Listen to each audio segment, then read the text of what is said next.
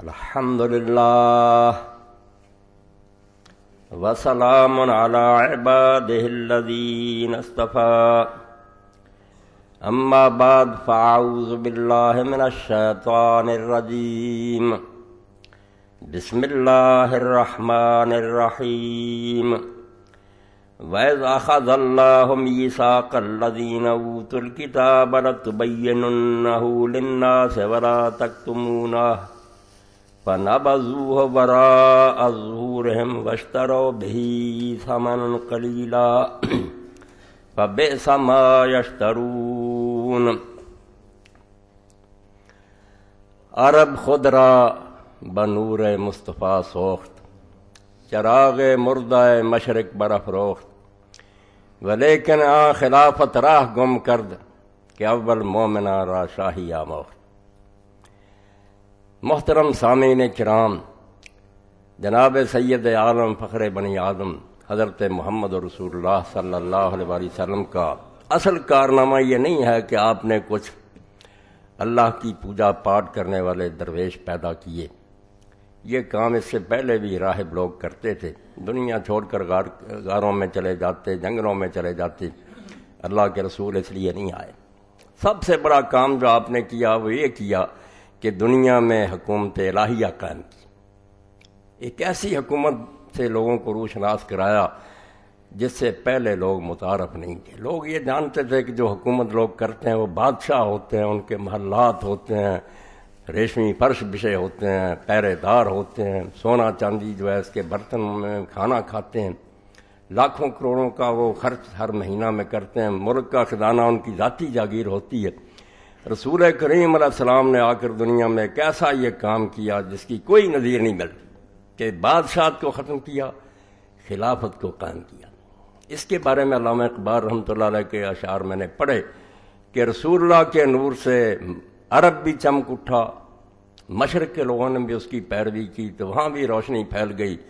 دنیا نے یہ عجیب نظارہ دیکھا کہ کیسر روم کا سفیر آتا اور وہ مدینہ منورہ میں پوچھتا کہ آپ کا بادشاہ کہاں ہے؟ تو لوگوں نے کہا ہمارے ہاں تو بادشاہ کوئی نہیں ہوتا، ہمارے ہاں امیر ہے۔ انہوں نے کہا اس کا محل کوئی محل نہیں، وہ کہاں ملے گا؟ انہوں نے کہا بیت المال کے اونٹ چرانے گیا ہوا۔ وہاں گئے تو حضرت سیدنا عمر رضی اللہ تعالیٰ عنہ اپنا ہاتھ سرانے رکھے، دوپہر کے تپتی ریت پر سوئے پڑے تھے، پسینہ بہہ رہا تھا۔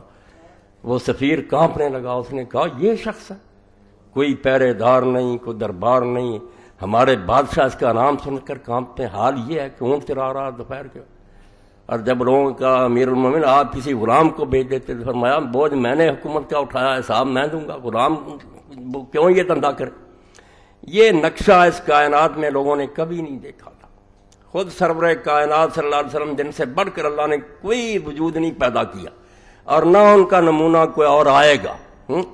رسول کریم علیہ السلام کا یہ حال کہ کوئی اپنے لیے امتیاز نہیں چاہ، کوئی الگ مسند نہیں تھی، گڈی نہیں تھی جہاں بیٹھے ہوں، عام نمازیوں میں مل کر بیٹھے ہوئے ہیں۔ کوئی شخص آتا ہے تو وہ حیران ہوتا، پوچھتا ہے کہ تم میں اللہ کا رسول کون ہے؟ بتلانا پڑتا ہے کہ یہ ہے محمد ابن عبداللہ صلی اللہ علیہ وسلم۔ لوگ اٹھ کر کھڑے ہوتے ہیں ادب کے لیے، حالانکہ لیے کھڑا ہونا چاہیے تو حضور کے لیے کھڑا ہونا چاہیے نا۔ تو حضرت انس رضی اللہ عنہ فرماتے ہیں اس کو بھی آپ نے پسند نہیں کیا کہ میرے آنے پر کوئی کھڑا نہ۔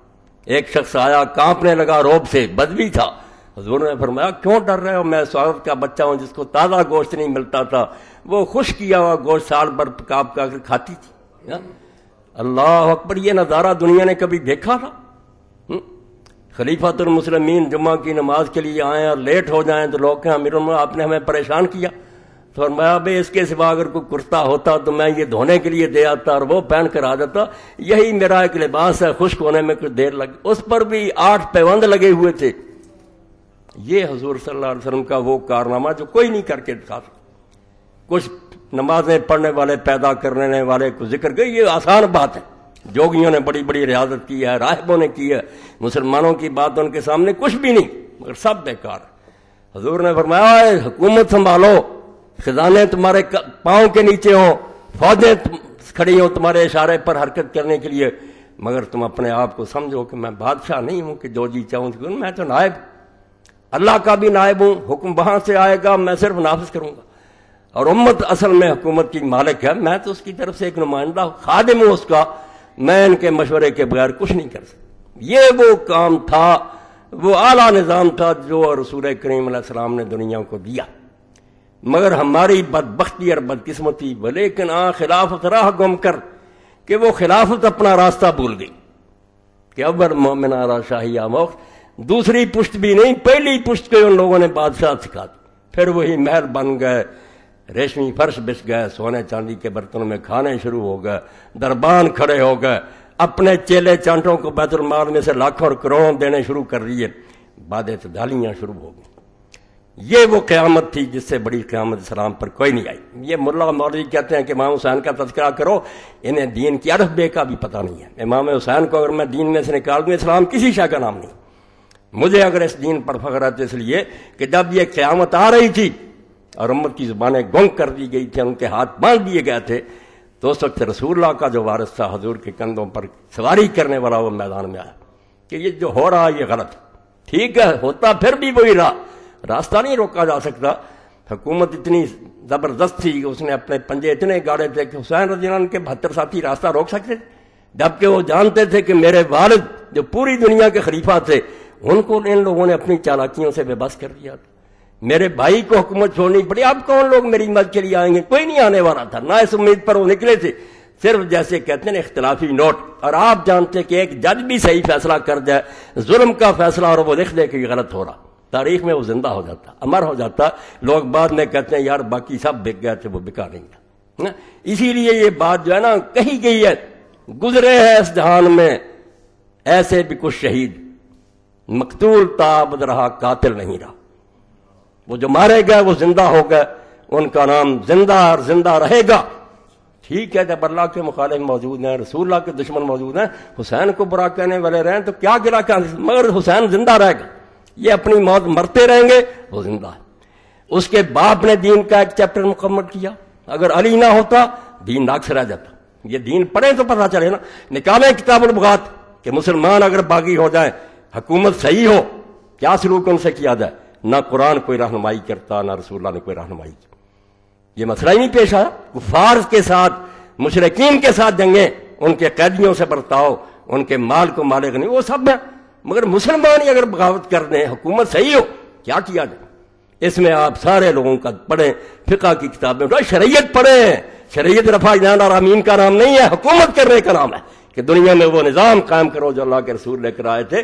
اور اب بھی دنیا میں کیوں قیامت برپا ہے؟ ہزار علاج سوچ رہے ہیں، یہ تحریکیں جو کہتی ہیں خلافت برپا کریں، میں ان کی عقلوں کا ماتم کرتا ہوں، اٹھتے خلافت کے لیے اور تائید یزید کی کرتے ہیں۔ جنہوں نے خلافت برباد کیا ان کا دفاع کرتے ہیں، عقل کے بالکل اندھے، اور ان کا دماغ جو ہے عقل سے بالکل خالی ہے کہ جنہوں نے اسلامی خلافت کو برباد کیا تم ان کی مدافعت کر رہے ہو۔ نہ یہ جنتی دوستی کا سوال ہے، نہ لعنت کا سوال ہے، دین کی بربادی کا سوال ہے کہ باپ نے کتاب البغات کا باب جو ہے وہ رقم کیا، مسلمان باغیوں سے کیا برتاؤ کیا جائے، ان کے قیدیوں سے کیا سلوک ہو، ان کے مردوں کے ساتھ کیا سلوک ہو، ان کا جو مال ہے اس کو مال غنیمت بنایا جائے یا نہ بنایا جائے۔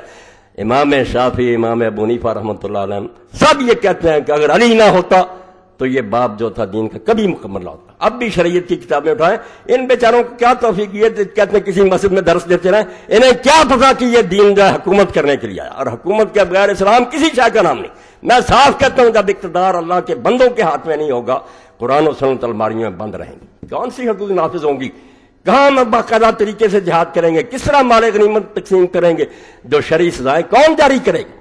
قرآن سارا معطل رہے گا اگر حکومت اہل اللہ کے پاس نہیں ہے۔ اس لیے یہاں حکومت کوئی دنیاوی دندہ نہیں ہے، نہ یہ اقتدار کا لالچ ہے، یہ اللہ کی کتاب کی خدمت ہے کہ ابو بکر اور عمر جیسے بیٹھ جائیں گے دنیا میں عدل و انصاف کا راج ہوگا رضی اللہ عنہ۔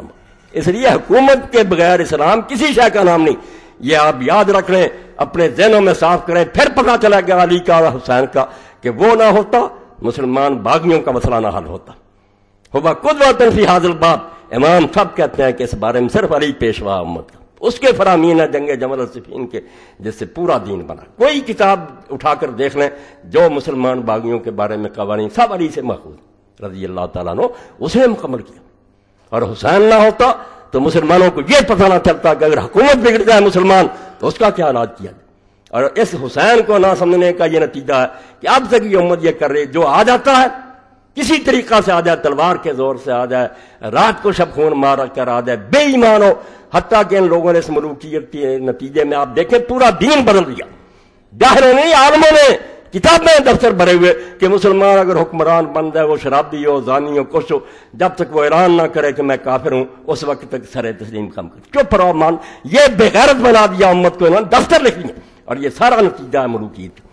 ظالم بادشاہ آ گیا، تلوار کی نوک سے انہوں نے کہا لکھو کہ بادشاہ فاسق فاجر بھی ہو تو اس کے خلاف نہیں اٹھ سکتے. یہ وہ غلط فیصلہ تھا جس کو حسین رضی اللہ عنہ نے رد کیا کہ تم حکومت اگر نہیں بھی بدل سکتے اس کو صحیح حکومت نہ مانو، خلیفہ بالحق نہ مانو، یہ کہو کہ بالفعل ہے، سنبھالا ہوا اس نے تک ٹھیک ہے بیٹھا رہے، مگر یہ مسلمانوں کا صحیح خلیفہ اور امام نہیں ہے، غاصب ہے، ظالم ہے، اور مسلمانوں کو جب طاقت نصیب ہو اس کے ہاتھ سے وہ طاقت چھین لے. یہ بات ذرا پھر میں تفصیل سے بیان کروں گا کہ حسین سے دنیا کو کیا ملا، کیا دین مکمل ہوا. یہ کہتے ہیں دین زندہ ہوتا کر، یہ کون سا بھائی نماز روزہ سکھوں نے نہیں روکا، انگریزوں نے روکا. اگر یہی دین ہے تو یہ آپ کا رہے گا. بے شک کمیونسٹ آ جائیں، اور اگر دین وہ ہے جو محمد رسول اللہ صلی اللہ علیہ وسلم لے کر آئے تو مر گیا تھا، بالکل مار دیا تھا، اور اس کو کسی اور نے نہیں مارا. میں اعلانیہ کہتا ہوں اور حدیث کی روشنی میں کہتا ہوں، اور اس پر ساری امت کا اتفاق ہے. یہ حضرت حسین رضی کے اس اختلافی فیصلے کی برکت ہے کہ کوئی ماں کا لال آج تک اہل سنت اور اہل حدیث میں سے حضرت معاویہ رضی اللہ عنہ کو خلیفہ راشد نہیں کہہ سکتے. ایک بھی نہیں پیدا ہوا عالم جو کہے کہ وہ صحیح خلیفہ تھے، مسلمانوں کے حکمران تھے. حالانکہ رسول اللہ کے وہ ہیں، سارے بھی ہیں، سب کچھ ہے، مگر ان کی حکومت کو سب نے لکھ لیا کہ یہ غیر اسلامی حکومت ہے. مسلمانوں کی حکومت ضرور ہے، اسلامی حکومت نہیں ہے. جو لوگ بعد یزید سے شروع کرتے ہیں انہیں کبھی حسین سمجھ میں نہیں آ سکتا. امیر معاویہ سے چلو کہ اس شخص نے سب سے پہلے اسلام میں بغاوت کا آغاز کیا. اول من بغا فی الاسلام معاویہ. یزید جیسا بھی نہیں تھا حضرت علی رضی، خلیفہ تھا، صحابہ نے، مہاجر انصار نے چلا تھا، سب سے پہلے اس شخص نے بغاوت کا اعلان کیا اور بہانہ بنا لیا حضرت عثمان رضی کے خون کا. بالکل غلط بات. علی جان بوجھ کر بھی ساتھ نہ لیتا، کیا ہوتا؟ فاسق ہی ہوتا نا. اس نے خود بھی حضرت عثمان کو مارا ہوتا، ایک بدکار ہوتا، کافر ہو گیا تھا. کیوں بیعت نہیں کی اس کی؟ یزید کے لیے یہی من گھڑتر بیعتیں کہ جو بند ہے اس کو قبول کر، نہیں بن گیا تھا. ایک صوبے کا گورنر اس کو تسلیم نہیں کیا. سب سے پہلا باغی اسلام میں جو علماء نے لکھا معاویہ، جس نے اعلانیہ حضرت علی کی حکومت کو چیلنج کیا، نہیں مانا. بس سیدھی سی بات، اگر علی خلیفہ ہے تو اس کی بیعت کرو، عدالت میں آؤ، مقدمہ ہوگا، لوگ دیکھ لیں گے علی انصاف کرتا ہی. اور اگر وہ خلیفہ ہی نہیں تو اس سے مطالبہ کیوں کرتے ہو کہ قصاص لو؟ اس کو کیا حق ہے پھر؟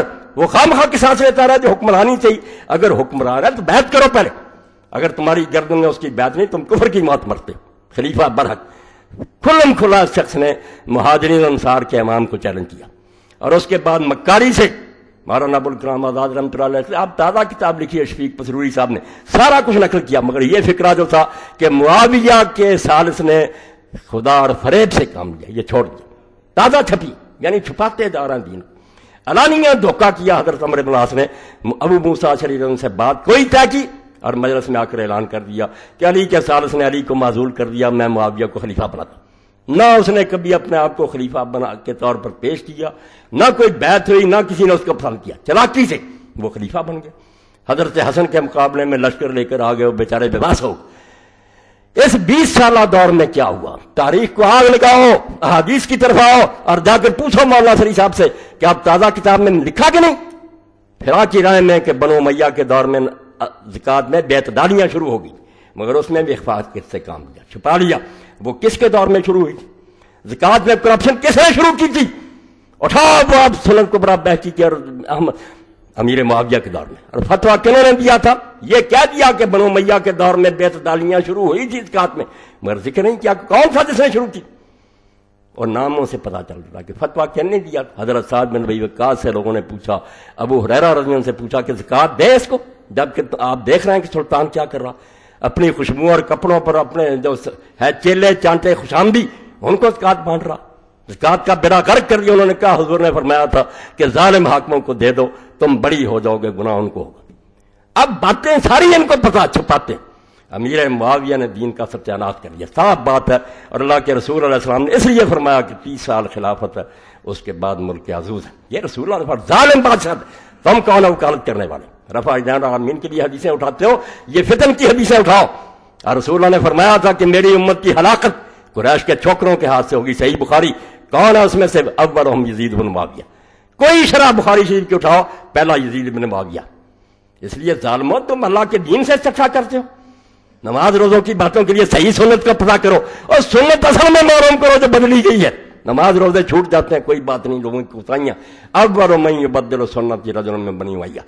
رسول کریم نے فرمایا کہ سب سے پہلے جو میری سنت کو بدلے گا وہ بنو امیہ کا ایک آدمی ہوگا. جاؤ پوچھو علامہ البانی صاحب سے، چوتھی جلد سلسلہ تہذیب کو، کون ہے امیر معاویہ اور کیا سنت تبدیل کی ہے؟ خلافت کو ملوکیت میں تبدیل کیا. رہ گئے مسلمان، نمازیں ہوتی نہیں، حج عمرے بھی ہوتے رہے. اور میں یہ صاف کہوں گا کہ جو لوگ اصل دین کو چھوڑ جاتے ہیں اور اسلامی نظام کو برباد کرتے ہیں، وہ نمائشی کام بہت کرتے ہیں. عید میلاد النبی ٹی وی پر منائیں گے، عمروں کے لیے وہ کثر پوری کرتے ہیں کہ لوگوں کو بیوقوف بنائیں کہ دیکھو یہ کتنے دیندار. مگر جب اسلامی نظام کی بات آئے گی لوگوں کو جیلوں میں بند کریں گے، مسجدوں میں پابندیاں لگائیں، کوئی حق نہ بیان کرے. یہی امیر معاویہ نے نظام شروع کیا، بالکل ایسا باطل نظام جس میں حج تک کو روک لیا. اللہ کے رسول نے بڑی مشکل سے کفر کے دستور کو ختم کیا تھا کہ لوگوں حج کے مہینوں میں تم تمتع کر سکتے ہو، عمرہ بھی کر سکتے. حج بڑی مشکل سے، صحابہ بھی نہیں قائل ہوتے تھے کہ یہ کون سا حج ہے. پہلی عادت تھی ان کی کہ حج کے مہینوں میں عمرہ کرنے کو افضل الفجور سمجھتے. حضور نے بڑی محنت سے یہ کام کیا اور کہا جو نہیں کریں گے عمرہ مجرم. مگر دیکھ لو، اٹھا لو ترمذی شریف اور بخاری شریف، حضرت عمر عثمان رضی اللہ تعالیٰ نے اتنا ہی کہا کہ بہتر ہے کہ تم تمتع نہ کیا کرو، افراد کرو. وہ بہتر کی بات، حرام نہیں کیا. مگر جس نے سب سے پہلے حرام کیا اور مارنا شروع کون تھا؟ قرآن نے کہا فمن تمتع بالعمرۃ الی الحج، معاویہ نے مارنا شروع کیا. تم ان کا دفاع کرتے ہو، اللہ انہیں جنت دے، ہمیں اس سے کوئی نہیں تکلیف. مگر ان لوگوں نے حضور کی محنت کو برباد کر دیا، تخت بیچ گیا، سونے چاندی کے برتن. ابو داؤد شریف میں دیکھ لو، حضرت مقدام نبی مادی کرم نے کہا معاویہ میں تجھے اللہ کی قسم دیتا ہوں، حضور نے مردوں کے لیے ریشم حرام نہیں کیا، سونے چاندی کے برتنوں میں کھانا حرام نہیں کیا، درندوں کے جو ہیں کھالے ان کو بچھا کر فرش بنانا اور ان پر بیٹھنا متکبروں یہ حرام مانو. اس نے کہا اللہ کی قسم اٹھا کر کہ یہ سارے کام تیرے گھر میں ہو رہے ہیں. کوئی جواب نہیں آیا. اس کو کہتے ہو تم کہ اس کا دفاع کرو اور خاموش رہو. اور جو 1400 سال سے اسلام کو مردہ کر دیا کہ مسجدوں میں بند کر دیا کہ دیتے رہو درس. مگر حکومت اس بارے میں جو ہے سیکولر، ہم دو جی چاہیں گے کریں گے، ہماری مہربانی ہوگی کوئی دین کا کام مانے، ورنہ کوئی نہ کہے، جیلوں میں بند کر دیں گے. اور اس طرح وہ ظلم عظیم کیا کہ جو زبانیں رسول اللہ کے سامنے کھول جاتی تھی، عام آدمی تو حضور سے پوچھ لیتے تھے کہ وہی ہے یا آپ اپنی رائے دے رہے ہیں. اور حضور نے اتنی تربیت کی صحابہ کی کہ جب بریرہ کو بھی بتا دیا رضی اللہ تعالیٰ عنہ کہ میں یہ حکم نہیں دے رہا، نہ یہ دینی کو مسئلہ، میری رائے، اس نے کہا میں نہیں مانتی. حالانکہ اس کو آزاد کیا تھا حضرت عائشہ رضی نے خرید کر، کتنا احسان تھا اس پر، اور لونڈی تھی. مگر اس نے کہا جب آج کی شریعت اجازت دیتی ہے کہ میں پہلے خاوند سے نکاح رکھوں یا آزاد ہونے کے بعد توڑ دوں، میں نہیں رکھنا چاہتی. حضور نے فرمایا ٹھیک، کسی نے اس کو برا نہیں کیا، اتنی آزادی. مگر یہاں یہ حال ہو گیا کہ ولید ابن عبد الملک اگر خطبہ دے رہا ہے جمعہ کا کہ چلا گیا، اثر بھی جا رہی ہے، تو ایک تابعی نے اٹھ کر کہا کہ اللہ کے بندے، رسول اللہ کے بعد کوئی نبی نہیں آیا، قرآن کے بعد کوئی کتاب نہیں اتری، کیوں وقت نمازوں کے تم برباد کر رہے؟ تو اس تابعی کو کیا جواب ملا؟ صحابہ میں دیکھیں ابن حجر، یہ وہ جرم کی حکومت ہے جو معاویہ رضی نے مسلط کی، ہم اس جرم کو معاف نہیں کر سکتے. اسی کی وجہ سے ہم پوری دنیا میں ذلیل و رسوا ہیں کہ مسلمان ملکوں میں آزادی نہیں آئی. یورپ میں فرانس کا جو انقلاب تھا میگنا کا، وہاں لوگ پھر بھی جانیں چھڑا گئے، بادشاہ انہوں نے ختم کر دیے، اپنے حکمرانوں کے خلاف بول سکتے، ہم نہیں بول سکتے، یہاں تلوار ہے کہ بولو. اور بے شمار لوگ مارے گئے اللہ کے نیک بندے جنہوں نے حق کہا، زبانیں گم کر. یہ جبر و استبداد کی. تو تمتع روکا. نمازوں کا آپ صحیح بخاری میں دیکھ لیں کہ نمازیں ان کے دور میں کیا ہوگی. حضرت انس رضی اللہ عنہ گئے، ولید کے زمانہ روتے تھے کہ لوگوں نماز بھی ضائع ہو گئی، یہ صحیح بخاری میں اٹھا کر تجوید صلاۃ میں پڑھ لینا. لوگوں نے کہا کیوں؟ فرمایا یہ نماز کا وقت ہے، زور تم عصر کے وقت پڑھتے اور اثر اس وقت پڑھتے ہو جب سورج غروب ہونے لگتا. تو کئی صحابہ اور تابعین کا پھر شرح میں ابن حجر اور سارے علماء لکھتے ہیں بیچارے جمعہ پڑھاتے اور دیکھتے کہ وقت تو چلا گیا، پھر بیٹھے بیٹھے اشاروں سے ہی نماز پڑھ لیتے، اٹھ کر پڑھ ہی نہیں سکتے. لوگ کہتے اٹھ کر پڑھو، کہنے گردن کٹوانی. اور خدا کے بندے اس کے لیے کسی تاریخ کی ضرورت نہیں، تم تاریخ کی طرف بھاگتے ہو. جب یزید کو نیک بنانا ہوتا کہ وہ رویا تھا، اس جھوٹی تاریخ کی طرف تم بھاگتے اور پڑھا لیتے ہو. حدیث کی کتابوں میں اور دیکھ لو ضمن کے نمازوں کا کیا بنا. نماز عید اس کا خطبہ کیوں پہلے کیا میرے معاویہ نے، اور کیوں پوری سلطنت نے حکم دے دیا. یہاں چھوٹی سی بدعت کو نکالتا ہے، کہتے ہیں بدعت ہی جہنمی ہے. یہ بیچارے تو بدعتیں نیک نیکی سے نکالتے ہیں. درود شریف پڑھتے ہیں جو بھی غلطی سمجھ لو، مگر بدنیتی سے کہ عید کے خطبہ میں یہ لوگ حضرت علی اور ان کو محبت رکھنے والوں پر لعنت کرتے تھے. جاؤ محلہ ابن حزم کی اٹھاؤ اور فتح الباری اٹھاؤ، لعنت کہ علی اور اس سے پیار رکھنے والوں پر لعنت اللہ. وہ مر چکا ہے بیچارہ. یہاں ہمیں حدیثیں سناتے ہیں مرنے والے کو بڑھانا. یہ معاویہ کو نہیں یاد ہے؟ مغیرہ بن شعبہ کو لعنت کرتا تھا جب حضرت سعید بن زید نے کہا حیا کر، علی مر چکا، تم اب بھی ممبروں پر اس کو لعنت کر. یہ حدیثوں میں ہے، میں نے حدیثوں سے نکال کر دکھانا کہ یا یہ دفتر دریا برد کرو یا خدا کا خوف کرو. حسین کی محنت کو ضائع نہ کرو. اس نے اسلام کو بچا لیا کہ یہ کام سارا غلط ہے ہوتا رہا، اور اسی کی برکت ہے کہ ادنا سے ادنا مسلمان بھی ان بدماشوں کے زمانے میں چپ رہے گا. کر نہیں سکتا کچھ، مگر اس سے پوچھو کہ ابو بکر عمر کی خلافت نے حدیثوں کی ایک ہی جیسی، وہ کہے گا نہیں نہیں نہیں یہ کوئی حکومت اسلامی نہیں ہے، یہ سارا ظلم و زیادتی. یہ حسین رضی اللہ کے اس پھیل کی برکت ہے، ورنہ مور لگتی جا رہی تھی کہ جو ہو رہا ٹھیک ہو رہا. امام نے بھی 20 سال صبر کیا، کوئلوں پر لیٹے رہے. جو یزید سے شروع کرتے نا کہ اس کو امیر معاویہ نے نامزد کر دیا اس لیے ناراض ہوئے، بالکل جھوٹے. بات پر پردہ ڈالنے کے لیے ملاؤں نے شروع کیا، کہتے ہیں یزید میں کیا تھا. میں کہتا ہوں 1000 درجے کا فرشتہ ہوتا تب بھی لانتی تھا. کیوں حکومت پر رہا مسلمانوں کے مشورے کے بغیر. اور اس کے باپ نے جس طرح بیعت لی، اس کے حوالے دوں گا کہ کس طرح تلواریں لٹکتی تھی لوگوں کی سر. بخاری شریف سے نکال کر دوں گا. خدا کے بندو حسین رضی اللہ کی قدری کرتے. اگر نہ ہوتا مسلمانوں کا چہرہ سیاہ ہو جاتا کہ جب دین برباد ہو رہا سارے چپ رہے، یار رسولہ کا بچہ بھی چپ رہا. وہ نہیں چپ رہا. اس نے صاف اعلان کیا کہ سب باطل، یہ حکومت غیر اسلامی ہے، جو ہو رہا دین کے خلاف ہو رہا. نمازیں دکھاؤں گا. تو عید کا خطبہ پہلے کر کہ لوگ اٹھ کر چلے جاتے ہیں، علی پر لعنت نہیں سنتے، سنوانی ہے. نماز تو پڑھ کر جائیں گے. جمعے کے خطبے میں ابن حزم رحمۃ اللہ علیہ فرماتے ہیں کہ کئی تابعی آپس میں باتیں کرتے تھے. وہ کہتا ہے ایک طرف تو حکم ہے کہ کوئی غلط کام کر رہا اس کو بھی نہ ٹوکو، چپ رہو. جو میں یہ کیوں بولتے. اس نے فرمایا یہ خطبہ کہ یہ لوگ علی اور حضرت ابن زبیر کو لعنت کرتے تھے، اور رنج میں آ کر یہ کہتے ہیں لعنت نہ کرو. جاؤ ابن حزم سے پوچھو، ان سے بڑے محدث ہو تم اور خاندان بنو امیہ سے. اس نے خود کہا کہ لانا لائنا، جو علی اور ابن زبیر کو لعنت کرتے تھے اللہ ان پر لعنت کرنی چاہیے، ہمیں بھی کرنی چاہیے کہ علی اور ابن زبیر جیسے صحابہ پر لعنت کرتے. یہ بد رسم انہوں نے شروع کی اور ممبروں پر ہوتی رہی. جس غریب نے انکار کیا سر اڑا دیا. حضرت ابن عدی جیسے صحابی راہب و صحابہ رسول اللہ، حضور کے صحابہ میں درویش کیوں مارا گیا؟ کیا امیر معاویہ نے اس کے سامنے پیش کیا؟ اس نے کہا کل میں تیری بیعت سے منعرف ہوا، میں اور میرے ساتھی اسید پر کیا ہے میں جو حسن نے کیا. اس نے کہا نہیں بچنا ہے تو علی پر لعنت کر. انہوں نے کہا یہ کفن بچھے ہوئے اور قبریں خودی دکھا کر تم چاہتے ہو کہ جس سے ساری عمر محبت کی ہے اس پر لعنت کرے؟ جاؤ قتل کر دو اور اپنے ساتھیوں سے کہ اللہ میرا یہ کپڑے نہ اتارنا خون آلود، میں اسی طرح پولیس رات پر اس سے ملوں. جاؤ اٹھاؤ صحابہ کرام کے حالات اور پڑھ لو کہ حضرت نبی غریب کس طرح مارا گیا. یعنی بعد رسمیں شروع کر علی پر لعنت، جو اگر نہ ہوتا اور اس کا باپ نہ ہوتا. میں ساتھ کہتا ہوں ابو طالب اسلام لایا یا نہیں لایا، کوئی مسلمان کا بچہ یہ نہیں کہہ سکتا کہ ابو طالب کا سہارا اللہ تعالیٰ رسول اللہ کو نصیب نہ ہوتا. پتہ نہیں دین کا کیا حال ہوتا. خدا عبداللہ بن مسعود فرماتے ہیں 7 آدمیوں نے اعلان کیا تھا ہم نے اسلام کا ابن ماجہ میں، رسول اللہ کو بچا لیا اللہ نے آپ پہ چچا کے ذریعے. کوئی ابو طالب کی زندگی میں انگلی نہیں کر سکا. جو تکلیفیں دی آپ کو اس کے بعد دی. اور علی اگر نہ ہوتا تو آپ دیکھتی ہیں آپ کے بستر پر لیٹا. جنگ بدر میں جتنے مارے ہیں فرشتے نکالو کس نے مارے ہیں، اور یہی بھگتا رہا بعد میں علی اور اس کی اولاد. دکھ کیا تھا؟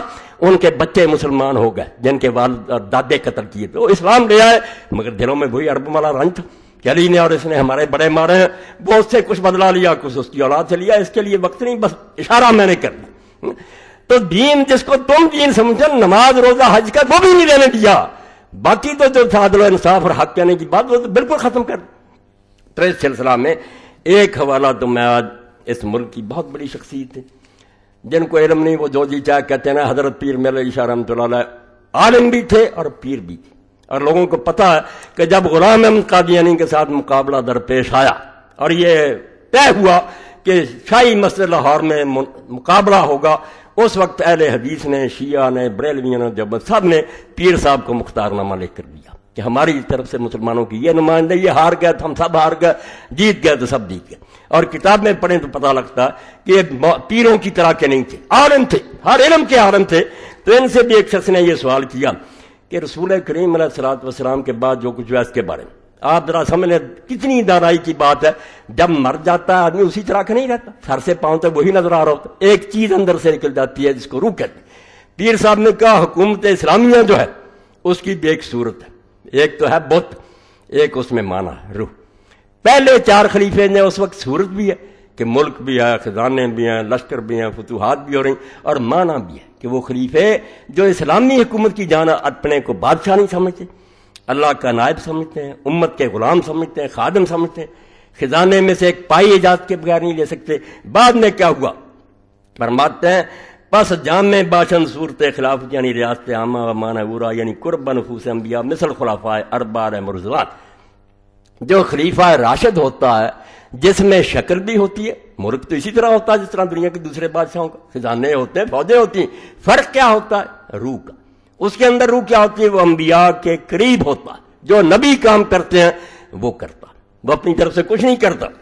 جیسے پہلے 4 خلیفے فرق این قدر ہست کے در عہد خلفاء ثلاثہ نفاذ تسرع و اجتماع مسلمین علی سبیل الکمال صورت یافتہ۔ فرق اتنا ہوا کہ پہلے 3 خلیفے جو تھے ان کے زمانوں میں خلیفہ کا کنٹرول اور مسلمانوں کا اتفاق پوری طرح رہا، و در عہد مرتضی معنی کامل یعنی قرب نفوس انبیاء بود۔ جب حضرت علی مرتضیٰ کا دور آیا، کتے بھونکتے ہیں، علی کے زمانہ میں کچھ نہیں ہوا، وہ مولانا ابوالکلام آزاد رحمۃ اللہ جس کو یہ لوگ امام الہند کہتے وہ ہوتا۔ مجھے دکھ ہے کری کی حقیقت لوگوں نے نہیں پہچانی، اللہ نے اگر موقع دیا تو میں ان کی سیرت پر پوری کتاب لکھوں گا کہ ظالموں اس کو نہیں سمجھے جو رسول اللہ کے ساتھ ایسے تھا جیسے موسیٰ علیہ السلام کے ساتھ ہارون، اس کو بدنام کر رہے ہیں، مگر وقت نہیں ملا، دوسرے کاموں میں لگ۔ تو حضرت علی کے زمانے فرماتے ہیں جو معنی تھا نا روح کہ انبیاء کے طریقے کے قریب وہ تو ٹھیک تھا، وہ صورت ناقص، مگر کنٹرول کمزور ہو گیا، یعنی ریاست عامہ و اجتماع مسلمین مصر زمانہ خلفاء ثلاثہ نابود۔ پہلے 3 خلیفوں کی طرح اتفاق نہیں رہا، اور وہ اتفاق نہیں رہنے دیا۔ معاویہ نے بغاوت کر دی، ادھر حضرت طلحہ زبیر حضرت عائشہ نکل کھڑے ہوئے، ادھر خارجی لوگوں کا اپنا قصور تھا، علی کا کوئی قصور نہیں تھا، انتظام نہیں چلنے دیا۔ بعض صورت باقی و معنی بر وجہ اتم مفقود، رحمت فرمایا اللہ تعالیٰ گولوی رحمۃ اللہ علیہ پر، فرماتے ہیں اس کے بعد شکل رہ گئی، شکل وہی تھی، ملک فتح ہو رہے ہیں، لشکر جا رہے ہیں، اذانیں ہو رہی ہیں، خزانے، معنی بر وجہ اتم مفقود، مگر وہ کام جو تھا اندر روح والا کہ نبی کے طریقے کی پیروی گم۔ چنانچہ در زمانہ امیر معاویہ و در حدیث خدنا را دخن ہم ایمان دار، حدیث کا ورد یا بخاری شریف میں ہے، حضور سے لوگوں نے پوچھا مسلمانوں میں قتل و غارت کے بعد میں کیا ہوگا؟ فرمایا ہدنا ترا دخن، صلح ہو جائے گی، حسن چھوڑ دے گا مگر ہوگی دخن، وہی منافق ترکینے رہیں گے، صلح باطن میں نہیں ہوگی۔ ہوا بھی کوئی، حسن کو زہر دے دیا اور دین کی مٹی پلیت کی۔ بعض تدریجن خلافت جابرہ یا دعوت بر ابواب جہنم کما دعا فی الحدیث، ہر شے کے ساتھ حوالہ۔ فرماتے ہیں پھر تو خلافت بالکل بدلتی جو آیا آگے اینٹیں رکھتا گیا۔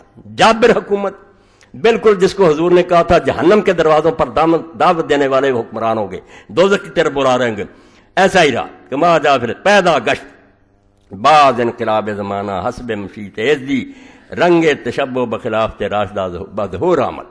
پھر کئی سال گزر گئے، معاویہ کو خلیفہ کسی نے نہیں مانا، یزید کو نہیں مانا، عبد الملک حکمران ہونے کی وجہ سے بچا خلیفہ کہتے رہو، خلیفہ راشد نہیں ہے، کوئی نہیں کہتا۔ کسی چھوٹی سے چھوٹی کتاب سے لے کر بڑی تک دیکھ لیں، جہاں جہاں عقائد بیان کیے اہل حدیث نے، اہل سنت نہیں، خلیفے 4 ہیں، بعد میں ملوکیت۔ خود امام ابن کثیر لکھتے ہیں اپنی البدایہ 8ویں جلد کہ سنت یہی ہے کہ امیر معاویہ کو خلیفہ نہ کہا جائے، بادشاہ کا کرو، ملک ہے وہ، اور وہ بھی کہتے تھے نام اول ملوک الاسلام، بھائی میں خلیفہ نہیں ہوں، پہلا بادشاہ، مگر وہ کہتے ہیں پھر اللہ کی مرضی سے اللہ کو نے یہ پسند کیا کہ مسلمانوں کو تھوڑی سی جھلک پھر دکھا دی جائے خلفائے راشدین کی۔ چنانچہ خلافت عمر بن عبد العزیز، حضرت عمر بن عبد العزیز کا 2.5 سالہ دور آیا، وہ بھی مروان کی اولاد میں سے، ہم کسی اولاد کے نہیں دشمن، نہ خاندان کے دشمن ہیں، بنو امیہ میں سے اگر وہ اچھا پیدا ہو بسم اللہ، خلیفہ راشد علیہم الرحمہ ہے، جو ظالم ہے وہ ظالم، عباسی حضور کے چچا کی اولاد ہے، ظالم، وہ ان سے بھی آگے نکل گئے۔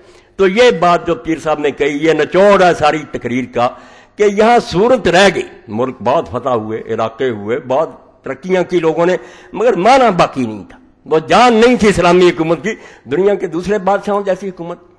تو اس سلسلہ میں یہ نایاب کتاب، اس کے حوالے نہیں آپ کو کہیں ملیں گے، میں ریکارڈ کرا دوں، لوگوں کے کام آئے گی۔ الہلال ہے مولانا ابوالکلام آزاد رحمۃ اللہ علیہ کا، اور اس کی مکمل فائل ہے، دیوبندی حضرات نے اس کو چھپا دیا، الہلال اکیڈمی 32 شاہ مارکی لاہور، اور اس کی دوسری اور تیسری جلد اس میں۔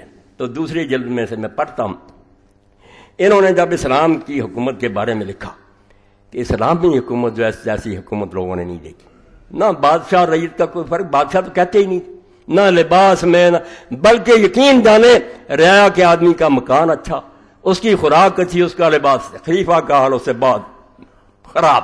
ہاں یہ چیز اسلامی کو تو یہاں لکھتے ہیں، یہ 6 صفحہ دوسری جلد کا. سن لیں، میں یہاں تک جاتا ہوں تو ایسے ہی نہیں جاتا. اماموں کے دفتر ہیں میرے پاس 1400 سال کے، جو پڑھنے کے بعد کہتا ہوں کہ یہ باغیوں کا گروہ تھا. معاویہ رضی اللہ عنہ باغی تھے خلیفہ برحق کے خلاف، اور یزید بھی باغی تھا.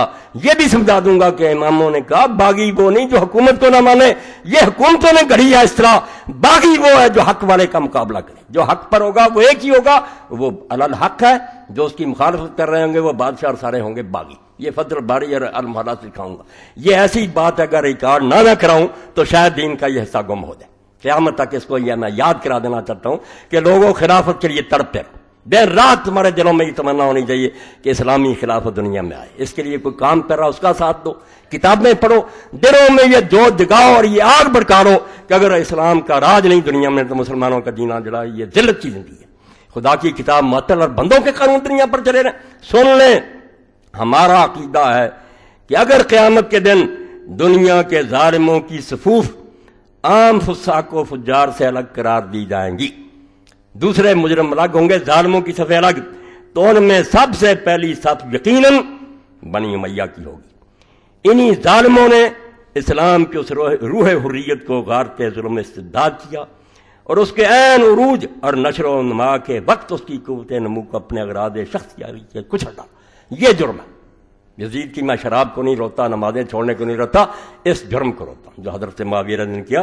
فرماتے انہوں نے ظالموں نے اسلام کی وہ آزادی کی روح کہ ایک ادنا بدو مسجد میں سے اٹھ کھڑا ہوتا کہ عمر ہم نہیں تیری بات سنیں گے اور نہ مانیں گے، پہلے مطمئن کر کہ یہ کرتا کہاں سے لیا. ایک ایک چادر ہر ایک کو ملی ہے، تیرے جیسے لمبے آدمی کا کرتا کیسے بن گیا. یہ تھی آزادی کی روح جو غلاموں اور ادنا بندوں میں حضور نے بھر دی تھی، مگر اس کو انہوں نے چھین لیا. ایک طرف روپے تقسیم کیے، دوسری طرف تلوار لہرائی کہ جو بولے گا سر اڑا دیا جائے گا. ظالموں نے اسلام کی اس روح حریت کو غارت ظلم استبداد کیا اور اس کے عین عروج اور نشو و نما کے وقت اس کی قوت نمو کو اپنے اغراض شخصیہ کے لیے کچل ڈالا. اپنے ذاتی مفادوں کے لیے اس روح کو کچل ڈالا کہ نہیں بولنے دیں گے کسی کو. حالانکہ اگر ذرا ترقی ملتی ابو بکر عمر کی طرح ادنا بندے آج بھی یہاں سے پکڑ لیا کرتے کمانڈر ان چیف کو کہ کیا ہو رہا، مگر نہیں، وہ روح کچل گئی. نمازیں ہوتی نہیں، نمازیں نہیں کوئی روکے گا. آپ فکر مند نہ ہو، سکھ بھی آ جائیں گے تو نہیں روکیں گے. اگر یہ اسلام ہے تو خوش رہیں. ملا کو جو ہے ہند میں سجدے کی اجازت، نادان یہ سمجھتا ہے اسلام ہے آزاد. اور پاگلو، اسلام اس کا نام ہے؟ اسلام حکومت کرنے کا نام. اپنی حکومت ہو، غیروں کی حکومت میں یا وہاں انقلاب لاؤ یا ہجرت کرو، ورنہ رہنا وہاں حرام ہے. اسلام یہ کہتا ہے ان کا اقتدار و تسلط فی الحقیقت امر بالمعروف کے سد باب کا پہلا دن تھا. کہتے ہیں جب معاویہ تخت پر آئے اور ان کی اولاد آئی، وہ اسلام میں جو حکم تھا کہ اچھی بات کو اور بری بات روکو، اس کے روک دینے کا پہلا دن تھا. اس دن چھری پھیر دی گئی کہ کوئی ٹوک نہیں سکتا، جو جی چاہیں گے کریں گے، بول نہیں سکتا. نہ صرف یہ کہ انہوں نے اسلام کی جمہوریت کو غارت کر کے اس کی جگہ شخصی حکومت کی بنیاد ڈالی جو یقیناً اعتقاد قرآن کی روح سے کفر جلی ہے. ان ملاؤں کو کون سمجھائے؟ وہ کہتا ہے جب جمہوری حکومت ختم ہوگی اور شخصی حکومت بن گئی کہ میرا راج اور بعد میں جس کو چاہوں گا دوں گا. نا عبد الملک ولید کو دے گیا، سلیمان بیٹے کو دے گیا، مگر ولید کی نیت خراب ہوگی. اس نے چاہا میں باپ کی وصیت ختم کر دوں. یعنی تماشا بن گیا اسلامی حکومت. مسلمان بس دیکھتے ہیں کون آ رہا، بول نہیں کچھ سکتا کیا ہو رہا. ولید کا جی چاہا اپنے بیٹے کو دے دوں. ہاں، اور یہ جرنیل جو تھے حجاج بن یوسف اور محمد بن قاسم قتیبہ میں، یہ بھی ساتھ ہوگا. انہوں نے کہا ٹھیک ہے، ولید ٹھیک کہتا، اس کے بیٹے کے سامی ہو جائیں گے. جدھر رخ دیکھتے ہیں بادشاہ کو ادھر ہو جاتے ہیں نا. سلیمان کو پتہ چل گیا، اس نے کہا میں نہیں یہ وصیت بدلنے دوں گا. خیر ولید مر گیا، سلیمان آ گیا. اس نے بیٹھتے ہی حجاج کو بھی معطل کیا، جائیداد ضبط کی، برے حال میں مارا. محمد بن قاسم کو گھوڑے کے پیچھے باندھ کر مارا کہ تم میری وصیت ختم کرنا چاہتے. یہ اسلامی حکومت سے یہ تماشے بنے. پھر قتیبہ بن مسلم مرا، موسیٰ بن نصیر گلیوں میں دھکے کھاتا، سارے جرنیل اس نے معطل کر کے برے حال میں انہیں مارا. تو یہ حکومت تماشا بنا دی مسلمان نہیں بول سکتے، ان کا کوئی دخل نہیں، ہم کوئی زبردستی بیٹھ جائیں کس کو دیتے جائیں.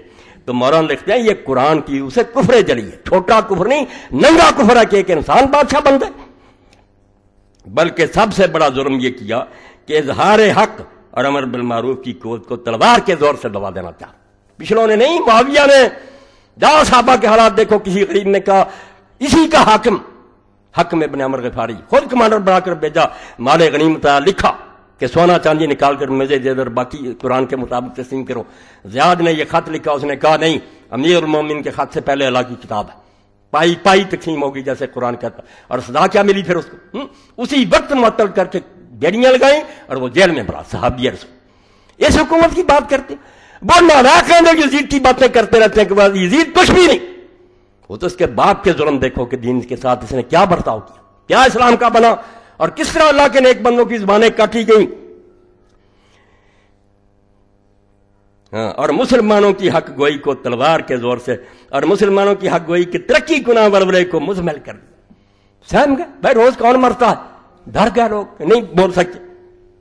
تاہم چونکہ عہد نبوت کا فیضان روحانی اور تعلیم قرآنی کا اثر ابھی بالکل تازہ تھا، حضور کا اثر اتنی جلدی تو نہیں دور ہو سکتا، ابھی لوگ تھے، اس لیے اگرچہ طرح طرح کی بدعات اور محدثات و معاصی کا بازار گرم ہو گیا تھا۔ یہ تمہارے اہل حدیثوں کے امام الہند لکھ رہے ہیں کہ بدعتوں کا بازار گرم تھا اور گناہ کی ریل پیل تھی، لیکن پھر بھی امر بالمعروف کی آواز کی گرج کوفہ اور دمشق کے ایوان و محل کو لرزا دیتی۔ کبھی کبھی کوئی نکل آتا تھا دیوانہ جو محل میں جا کر اعلان کر دیتا تھا کہ بے شک اس کا سر کاٹ دیا جاتا، مگر نکلتے رہے۔ یہ میں نے پڑھا ایک لمبا، مگر اس میں تھوڑا سا پڑھ لیا۔ اب دوسری بدعت کا لکھتے ہیں، کہتے ہیں ذکر نہ کرو، انہوں نے کیے کام ہم صرف بیان نہ کریں۔ ستیہ ناش کیا دین کا کہ امیر المومنین علی جیسا آدمی رسول اللہ کا داماد خلیفہ راشد، اور رسول اللہ کے ساتھ ایسے جیسے موسیٰ کے ممبروں پر کہ جمعے کے خطبے میں بھی دوسرے حصے میں رکھ دیا کہ جہاں خطیب اور باتیں کہے یہ بھی کہے کہ لعن اللہ علی والا محبی، علی اور اس پر محبت رکھنے والوں پر لعن۔ جا پوچھو ام سلمہ رضی اللہ عنہا سے، رسول اللہ کی بیوی سے گیا ایک آدمی، انہوں نے کہا تمہارے سامنے ممبر رسول پر حضور کو گالیاں دی جاتی ہیں، حدیث۔ انہوں نے کہا ماں کون گالی دے سکتا؟ انہوں نے کہا کہتے نہیں کہ علی اور اس سے محبت رکھنے والوں پر لعنت، میں حضور کے گھر میں رہی ہوں، سب سے بڑھ کر محبت تو علی سے حضور رکھ کرتے تھے، یہ کہاں تک بات جاتی؟ اور حضور نے کہا جس نے علی کو گالی دی اس نے مجھ کو گالی دی۔ یہ حدیثیں ہماری صحیح، ان کو چھپاتے ہیں، اور تم تاریخ کو آگ لگا دو، میں کہتا ہوں لگا دو، تمہارے سارے جو جھوٹے مسئلے ہیں نا کہ حسین واپس آنا، یہ وہاں سے ہی تم لیتے ہو، حدیث کی طرف نہیں آتے۔ حدیث میں ان کا شکل دیکھ لو تو کبھی بھی نام نہ لو کو۔ تو پھر فرماتے ہیں ان لوگوں نے بنی امیہ کا سب سے بڑا ظلم جو انہوں نے اسلام پر کیا یہ تھا کہ خلافت راشدہ اسلامیہ کو، جس کی بنا اجماع و مشورہ مسلمین پر کوئی نہیں بیٹھ سکتا جب مسلمان اپنی مرضی سے نہ چنے، اور یہ بھی کوئی بیعت کا طریقہ نہیں کہ باپ تخت پر بیٹھ جائے، بیعت لے لی، یہ تو لیتے ہیں لوگ ریفرنڈم کہتے ہیں، یہ بیعت ہوتی ہے؟ تخت پر بیٹھا سارے ہاں جی کہتے ہیں، بیعت اس کا نام ہے کہ ابو بکر عمر کی طرح بے اختیار ہو، تمہاری کوئی حکومت نہیں ہے۔ پھر لوگوں سے پوچھو، بادشاہ پوچھتا اپنے لیے کہ مجھے مانتے ہو یا نہیں، یا باپ بیٹے کے لیے پوچھتا بادشاہ، بھائی کوئی دیوانہ ہی ہوگا جو انکار کرے گا؟ یہ بیعت کہلاتی نہیں، جرم ہے، بیعت مانگی نہیں جاتی، کی جاتی۔ میرا جی چاہتا کسی کو ووٹ دوں، نہیں چاہتا کیوں تنگ کرتے ہو مجھے؟ حضرت سعد بن عبادہ نے نہ ابو بکر کی نہ عمر کی، کسی نے نہیں پوچھا، کیوں پوچھنا تھا؟ نہیں وہ صحیح سمجھا، ٹھیک ہے زندہ رہا، اس کی عزت ہے، اسی طرح سختی کہ بیعت کرو۔ تو فرماتے ہیں کہ بدل دیا حکومت شخصی و مستبدہ و سلطنت ملکیہ سیاسیہ میں تبدیل کر دیا، اور حکومت کی بنیاد شریعت پر نہیں رکھی بلکہ محض قوت اور سیاست پر۔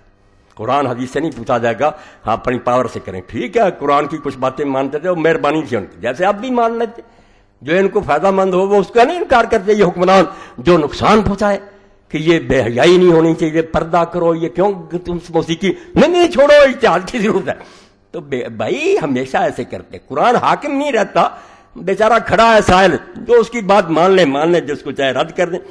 اور تاریخ اسلام کے تمام صغار و کبار و عالی و ادانی، بہت مشکل لکھتے تھے نا، چھوٹے بڑے اعلیٰ ادنا اس پر متفق ہیں، اور تمام اہل سنت و جماعت کا اس پر اتفاق ہے۔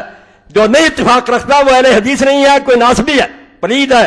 اہل سنت کا اس پر اتفاق ہے کہ یہ ایک سخت بدعت تھی، اور مطابق ارشاد صادق و مصدوق علیہ السلام، خود حضور کے فرمان کے مطابق ملک کے عزوز کا آغاز تھا، ظالم بادشاہی کا آغاز تھا حضرت معاویہ سے، کیونکہ آپ نے کیا دیا تھا، خلافت میرے بعد 30 سال ہے، پھر ملک کے عزوز ہے۔ نبی کو نہ جھٹلا، یہ جائیں جہاں جائیں، ہم کہتے ہیں اللہ لے جائے جنت میں، ہمیں کوئی، مگر اسلام کو نقصان پہنچے، ولیکن خلافت راہ گم کر کہ اول مومن و شاہی میں، وہی تخت، وہی تاج، وہی دربان۔ پھر لکھتے ہیں اور سنو، ازاں جملہ بنی امیہ والے مروان کی ایک سب سے بڑی ہادم شریعت اور پر معصیت و فسق و عدوان بدعت شرعیہ، دین کو تباہ کرنے والی گناہوں سے بھری بدعت وہ تھی جس کا انتقامانہ اتباع برادران شیعہ نے شروع کیا۔ کہتے یہ بیوقوف بن گئے اور معاویہ کی غلط سنت پر چل پڑے، نفرت ہوگی، تبرہ کرتے ہیں، مگر شروع کس نے کی؟ یہ بدعت کس نے شروع کی؟ شیعوں نے نہیں کی، حضرت معاویہ نے شروع کی۔ اور افسوس ہے کہ بدبختانہ شاید آج تک کرتے ہیں، یہ شیعوں کے بارے کہتے ہیں کہ وہی سنت پر عمل کرتے ہیں۔ یعنی سب سے پہلے سرزمین اسلام میں جو رحم و محبت اور صلح و اخوت ہی کی تخم ریزی کے لیے بنی تھی کہ پیار، اسلام پیار کے لیے، سب و شتم اور لعن و تبرے کا تخم انہوں نے بویا، لعنت، اور وہی گھروں میں بیٹھ کر نہیں، مقدس مساجد اسلام میں جو صرف عبادت و طاعت الہی واذکار و اشغال مقدسہ کے لیے بنائی گئی تھیں کہ اللہ کی یاد کی جائے اور یہاں درود پڑے جائیں، اپنے اغراض نفسانیہ منکرہ سیاسیہ سے اہل بیت نبوت حضرت امیر علیہ السلام پر علانیہ لعنت بھیجنی شروع کی۔ توبہ توبہ۔ اب کہتے ہیں صحابی کو برانا، جنہوں نے ممبروں پر لعنت کی علی کو، علی صحابی بھی نہیں ہے، اللہ کا خوف کرو، اور چیختے رہے حضرت سعید بن زید جیسے اور دوسرے کہ ظالموں ممبر پر کھڑے ہو کر یہ ابو داؤد شریف میں سے نکال لو، کہ شرم نہیں آتی؟ رسول اللہ نے اسے جنتی کہا ہے، 10 جنتی صحابہ اور تم اس کو گالیاں دے رہے ہیں۔ اس کے بعد پھر فرماتے ہیں کہ ان لوگوں نے کیا کیا کیا، بالکل دین اسلام کا تماشا بنا لیا۔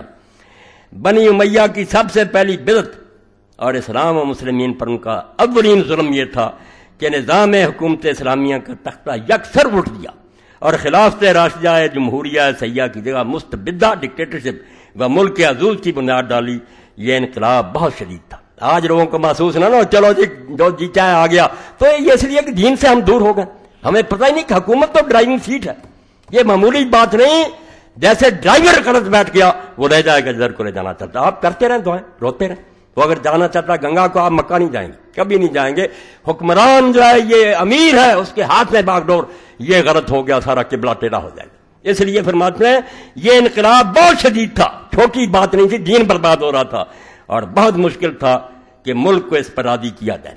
ابھی لوگ تازہ تھے، صحابہ کرام بھی ابھی موجود تھے اور خلافت راشدہ کے واقعات بچے بچے کی زبان پر تھے، اس لیے کس چیز سے کام دیا گیا؟ لوگ تو تڑپتے تھے کیا ہو رہا ہے، اس لیے اس احساس اسلامی کو مٹانے کے لیے تلوار سے کام لیا گیا۔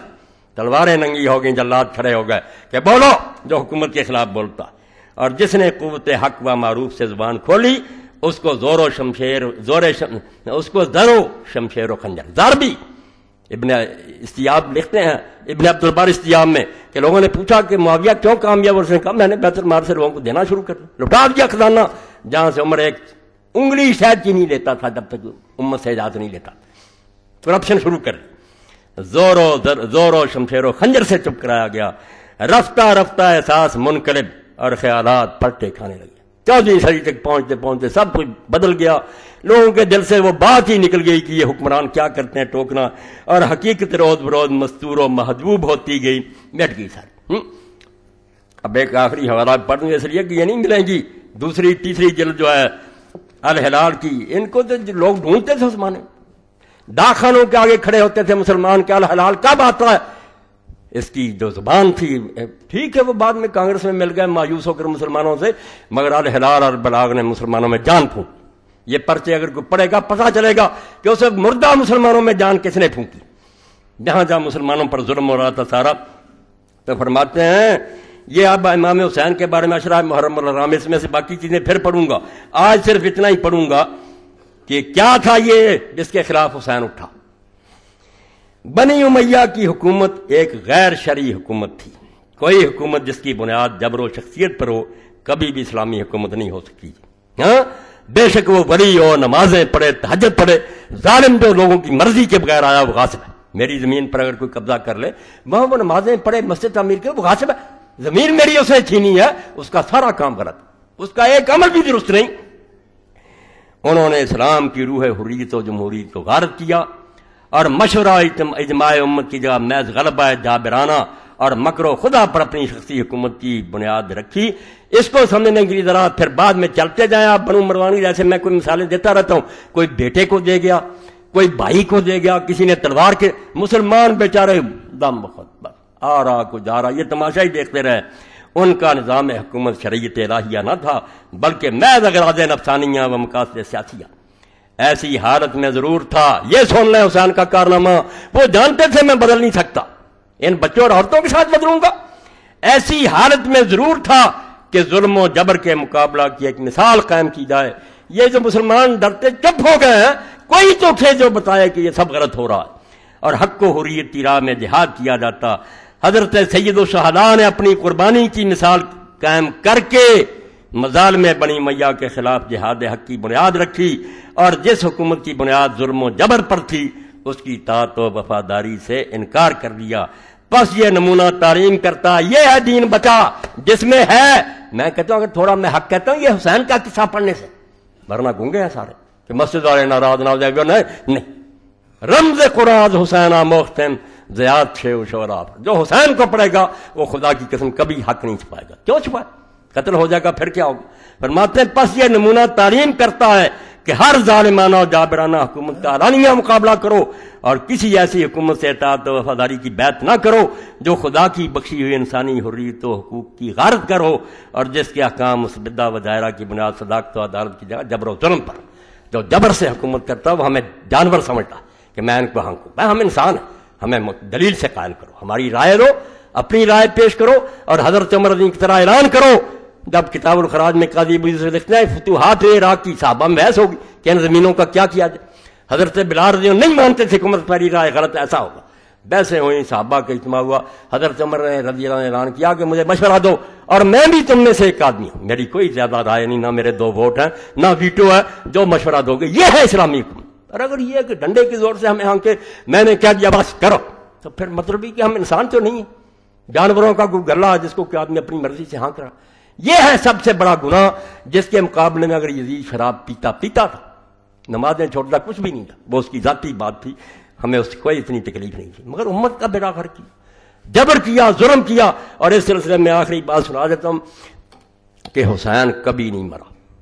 جب بھی کہیں کوئی انقلاب آیا یا لوگ حق کے لیے اٹھے ہیں نا، جو نہیں پڑھتے ان کے بارے میں میں کیا کہوں، یہ بیچارے نادان ہیں، درسوں میں 4 کتابیں پڑھاتے رہتے ہیں، وہی ان کا دائرہ، ان کو نہیں توفیق کہ یہ مطالعہ کریں کہ اسلام کے ساتھ ہوتا کیا رہا اور کون لوگ حق کے لیے میدان میں آتے رہے۔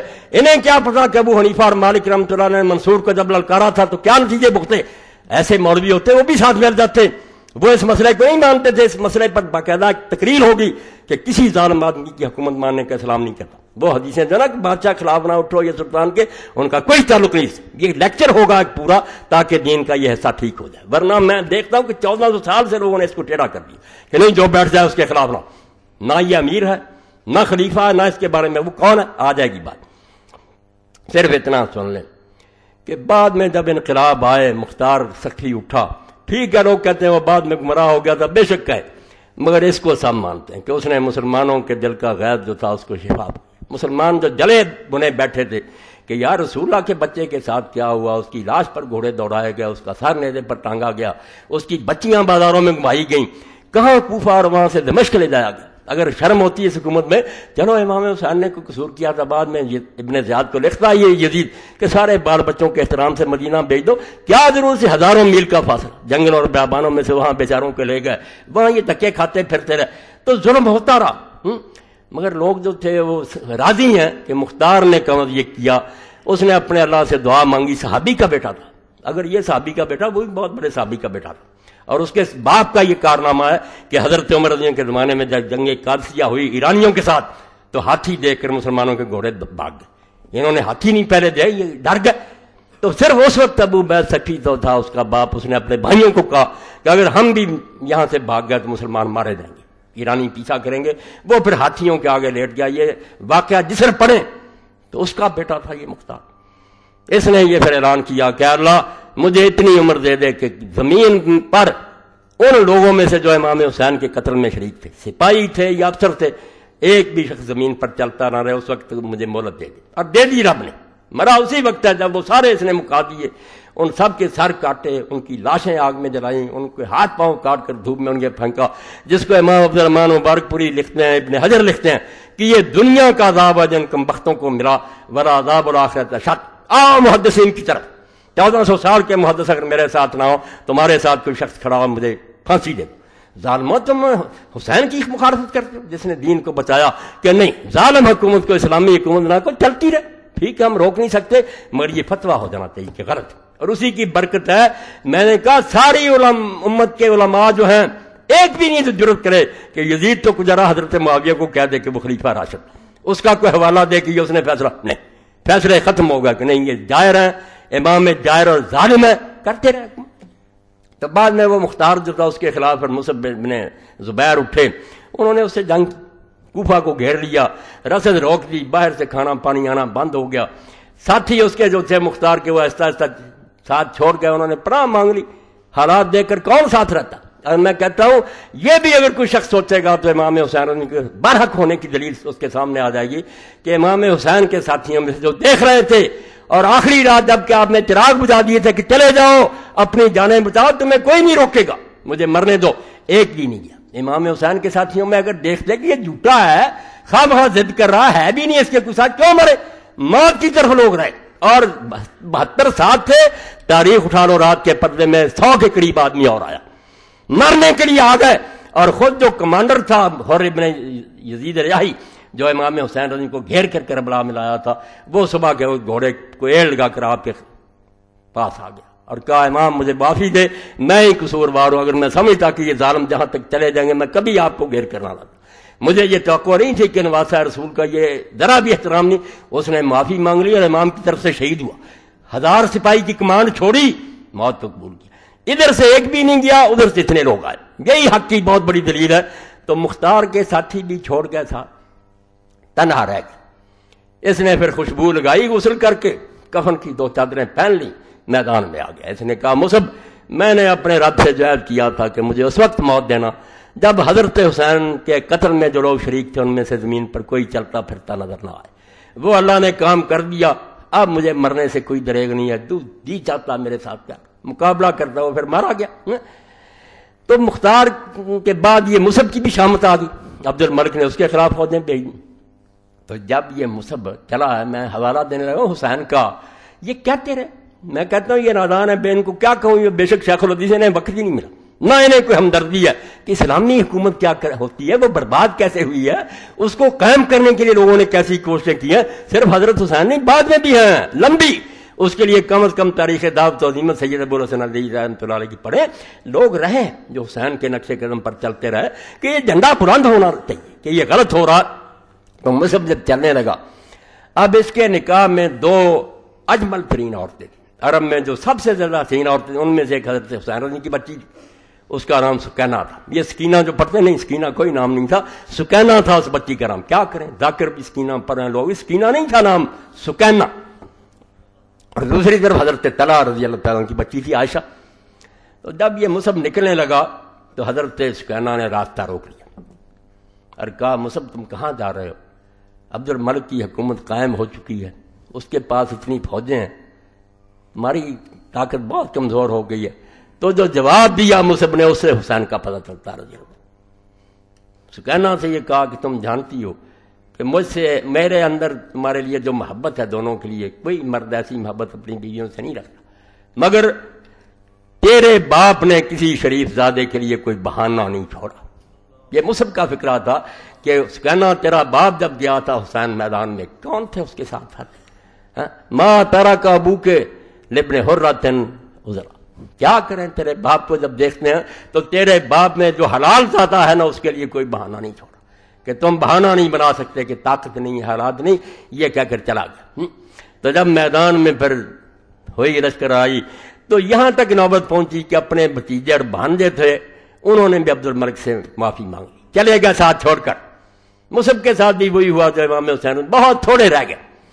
تو اس وقت اپنے بھانجے کو بلایا, حمزہ تھا اس کا نام, حضرت مغیرہ بن شعبہ رضی اللہ عنہ کا بیٹا تھا. حمزہ کو بلا کر اس وقت مصعب نے کہا کہ حمزہ بتاؤ. جب ابن زیاد نے حضرت حسین سے کہا تھا کہ اپنے آپ کو میرے حوالے کر دے, پھر میں فیصلہ کروں گا کہ کیا کرنا چاہتا ہوں, تو حسین نے کیا کہا تھا. اس وقت یاد آیا حسین. اس نے کہا ماما جی, حسین نے کہا تھا کہ عزت کی موت جو ہے نا وہ ذلت کی زندگی سے بہتر ہے, دلیل بن کر غلاموں کی طرح جینے سے عزت کی موت مر جانا بہتر ہے. اور ساتھ ہی یہ شعر پڑھا، پھر مسلم میدان میں گھس گیا. اس نے کہا ٹھیک ہے، ان رلا بالطف من آل ہاشم تاسو فسنوا للکرام التاسیہ. ہاشم کی اولاد میں سے 18 جوانوں نے جو فاطمہ کے بچے تھے ایک دوسرے کی خیر خواہی کر کے اور اپنی جانیں قربان کر کے ایک نمونہ دے دیا. وہ شریف لوگوں کے لیے ایک مثال قائم کر گیا کہ مر جانا منظور کرو، ذلت کی زندگی قبول نہ کرو. سر کاٹا گیا اس غریب کا بھی، مگر حسین کو یاد کر کے وہ گھس گیا کہ بے شک بھائی بھتیجے چھوڑ گئے، عزت کی موت بنوں گا. اور اس سلسلہ میں آپ دیکھتے ہیں جب ابن زیاد ملعون کا دربار تھا، یہ کتنے بے ایمان. پڑھتے ہیں کہ اس نے محمود احمد عباسی نے کتاب لکھ دی، اس کے شاگرد فیض عالم جیسے ناصبی اٹھ کھڑے ہوئے. اب ان حدیثوں کو یہ بھی شرم نہیں آتی کہ جا کر پوچھیں عصری صاحب سے اور علامہ صاحب رحمۃ اللہ علیہ فوت ہو گئے کہ جب وہ قتل ہوا تھا اور یہ بات ہوئی تھی کہ اس کے لیے دعا کرو، کیا فرمایا تھا علامہ صاحب نے؟ انہوں نے کہا وہ اہل حدیث تھا، حیا کرو، ہمارا یہ مذہب ہے کہ علی خلیفہ نہیں تھا اور یہ یزید ولی تھا، یہ ناصبی تھا، ہم اس کے لیے کوئی دعا نہیں کر سکتے. یہ اندھے ہوئے، سب نے وہ کتابیں چھپائی ہوئی اور کوئی کتاب نہیں ان کے پاس. آپ دیکھ لیں جب نکالیں گے فیض عالم کے رسالے اور حیا کرو حدیث کی کتابیں ختم ہو گئی، نہیں سوچتے. تو یہی بات مصعب نے اس وقت کہی کہ ہاشمیوں نے اس وقت ایک مثال قائم کر دیا. اور یہ 18 کون تھے؟ نواب صدیق حسن رحمۃ اللہ علیہ کے ذات. دیکھو وہ کہتے ہیں کہ حسن بصری فرماتے ہیں اس وقت زمین میں ان 18 جیسا کوئی بھی نہیں تھا، بے مثال لوگ تھے. کوئی جوان تھا، کوئی بچہ تھا اور جا رہے تھے باری باری. کثرے بنی مقاتل جب پہنچے تھے کربلا سے پہلے تو امام صاحب کو ذرا اونگ آ گئی اور اونگ سے ذرا بیدار ہوئے تھے، بار بار فرمایا انا للہ و انا الیہ راجعون. تو بیٹے نے پوچھا علی اکبر نے کہ ابا جی کیا ہوا؟ فرمایا بیٹا میں نے خواب میں دیکھا کہ ہمارے ساتھ ایک سوار جا رہا ہے اور وہ کہہ رہا ہے کہ ان الناس یسیرون الی منایا، کہ یہ لوگ بیچارے اپنی موت کی طرف سفر کر رہے ہیں. یعنی امام نے چھپایا کچھ نہیں، نہ انہیں یہ کچھ توقع نہیں. سب کہتے ہیں کہ نہ کوئی غلط فہمی، وہ موت کے لیے گئے تھے. حضور کی حدیثیں میں نے پیش کر دی ہیں. ابھی سوال ملا کہ نہیں ثابت کرو، کروں گا نا کہ حضور کہہ گئے تھے کہ حسین کو قتل کیا جائے گا. انہوں نے کیا سوچنا سمجھنا، جا رہے تھے اپنی موت کی طرف. تو بیٹے نے پوچھا ولسنا علی الحق، ابا جی موت کی تو کوئی بات نہیں، کیا ہم حق پر نہیں ہیں؟ تو امام حسین رضی اللہ عنہ نے فرمایا کہ اس اللہ کی قسم جس کے سوا کوئی معبود نہیں ہے، ہم حق پر ہیں. تو بیٹے نے فرمایا کہ ابا جی پھر ہم موت کو شہد سے زیادہ میٹھا سمجھتے ہیں. تو امام نے پھر دعا کی کہ اللہ تعالیٰ بیٹا تجھ پر اپنی رحمتیں نازل کرے، مجھے ایسے بیٹے کی توقع دی. تو اس لیے اللہ کے بندو اس قصے کو قصہ نہ سمجھو. قصہ ہوتا تو کئی لوگ مارے گئے، ہم ان کو رونے پیٹنے نہیں بیٹھتے. یہ علی اور حسین کو سمجھ لو کہ علی کو نہیں سمجھو گے کہ تار البغات نہیں سمجھ میں آئی. تو ہی مولوی دکھایا کہ اللہ کے رسول نے اور قرآن نے کو بتایا کہ مسلمان باغیوں سے صحیح خلیفہ کیا برتاؤ کرے، کوئی نہیں. علی ہے اس بارے میں امت کا پیشوا.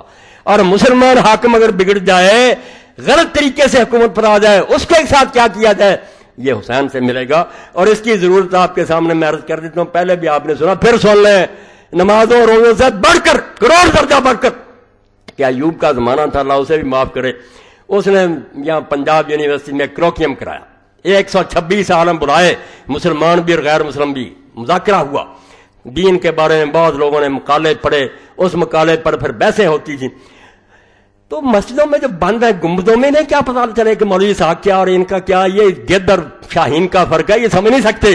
ان کے پاس یہی ہے کہ امین اور ہاتھ نہیں. اسلامی حکومت کو سمجھو، پھر مسئلہ سمجھ میں آئے گا. تو اسے ایک مستشرقہ عورت نے، بڑی فاضلہ تھی عیسائی عورت، اس نے مقالہ پڑھا اسلام کے نظام سیاست پر، بہت تعریف کی کہ اسلام میں خلیفہ کے لیے یہ ہے، عدل انصاف یہ ہے، پڑھی لکھی. مگر آخر میں اس نے ایک بات کی، جھوٹ نہیں کہی. ٹھیک تھا، 14 سال میں ہم نے بڑا غرق کر دیا. کہتے ہیں کہ اس میں ایک نقص رہ گیا کہ حاکم وقت اگر ٹھیک چلتا رہے تو اس کا احسان ہے، اگر وہ غلط چل پڑے نا، لوگوں کی بیٹیاں اٹھا لے، ان کے مال چھین لے، ان کو ناک قتل کرے، صرف کلمہ کا انکار نہ کرے، یہ نہ اعلان کر دے کہ میں کافر ہو گیا ہوں، تو اسلام میں اس کے راستے میں کوئی رکاوٹ نہیں. دین نے یہی کہا کہ اس کو مانو، جو اس کے مقابلے میں آئے گا وہ باغی ہوگا، دوزخی ہوگا، کفر کی موت پڑے گی. حدیثیں پڑھی، اماموں کے حوالے پڑھے، سب کے سر جھک گئے. سعودیہ سے بھی آئے تھے، شام سے، اب علماء کے پاس کچھ بھی نہ رہا. اس نے کہا نظام تو اچھا ہے مگر یہ حکمران کی مہربانی ہے، ٹھیک چلتا رہے. بگڑ جائے تو اللہ انترا کفرم واہن، جب تک وہ کھلم کھلا نہیں کہتا کہ میں مسلمان ہی رہا، تم اس کے خلاف کچھ نہیں کر سکتے، بے شک وہ دن دہاڑے آپ کی بیٹیاں اٹھا لیں. تو اللہ رحمت فرمائے مولانا مودودی صاحب رحمۃ اللہ علیہ پر، انہوں نے دیکھا کہ یہ تو سارا معاملہ ہی تباہ ہوگا. انہوں نے پھر موقع ہوتا تھا نا کہ سب لوگ اپنا تبصرہ کریں. مولانا نے اپنی تقریر میں کہا کہ میری فاضلہ بہن نے جو کچھ کہا یہ ٹھیک ہے کہ اب جمہور امت کے علماء یہی کہتے ہیں, صدیوں سے یہ کہہ رہے ہیں, یہ غلط نہیں کہہ رہی, مگر یہ کوئی دین کا حکم نہیں ہے. دین نہیں یہ کہتا, یہ مجبوری سے لوگوں نے یہ مسئلہ نظریہ ضرور سے گھڑ لیا, ورنہ دین کہتا موقع ملے تو اس کا راستہ رک. اس کے لیے حضرت حسین رضی اللہ عنہ کی مثال دی. بعد میں امام ابو حنیفہ اور امام مالک کی دی کہ انہوں نے منصور کے خلاف بغاوت میں ساتھ دیا, تو بات تو کچھ بن گئی. مگر آپ تفہیمات دیکھیں جو مولانا مودودی صاحب کے مجموعے مضامین کے بعد میں یہ مولانا بادنا یہ حکومتوں کے جن 14 سال سے ان کی یہ خوشامد کر رہے ہیں, ان کے درباروں میں جاتے ہیں, وظیفے لیتے ہیں, مدرسوں کو گرانٹیں ملتی ہیں, یہ حسین کا ساتھ دے سکتے ہیں؟ تو انہوں نے خط لکھے پھر مولانا مودودی کہ نہیں, امام حسین کا تو اقدام غلط ہے, سب نے انہیں روکا تھا, وہ غلط کیا انہوں نے. اور امام حنیفہ ابو حنیفہ بچپن میں یہ کہتے رہے جب وہ جوان تھے, ابھی خون تازہ تھا, بعد میں وہ بھی چھوڑ گئے تھے کہ نہیں حکومت کو مان لیا کرو جو بھی ہے.